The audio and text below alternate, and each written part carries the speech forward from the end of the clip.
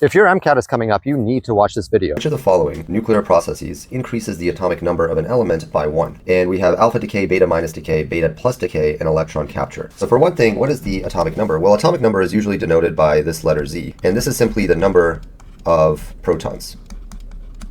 And this really defines the identity of an element. If the atomic number changes, then the element will change as well. Always remember that. Now, these answer choices are all talking about different forms of radioactive decay. So what is alpha decay? Well, alpha decay is when you emit, okay, a helium nucleus, okay? And so when you see something like this, the top number is going to be the mass number, which is the number of neutrons plus protons, and the bottom number is the atomic number.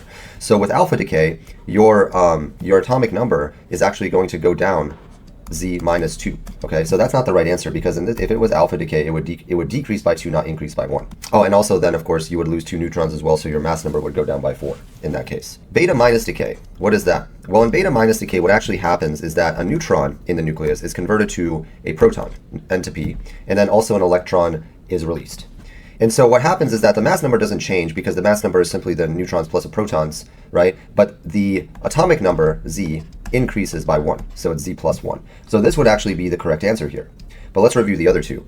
Beta plus decay is the opposite of beta minus decay, where a proton becomes a neutron and a positron is released, hence the plus sign, because the charge of the particle that's released is positive. With beta minus decay, it's an electron, so it's negative. And so for beta plus decay, it's the opposite of beta minus, where the atomic number decreases by 1. And electron capture is kind of a weird one. It's kind of like beta plus electron capture, except instead of emitting something, okay, an inner shell electron is actually captured by the nucleus, hence electron capture, and it combines with a proton to form a neutron. So it's kind of the same result as beta plus decay, where a proton becomes a neutron. And so your atomic number goes down by 1.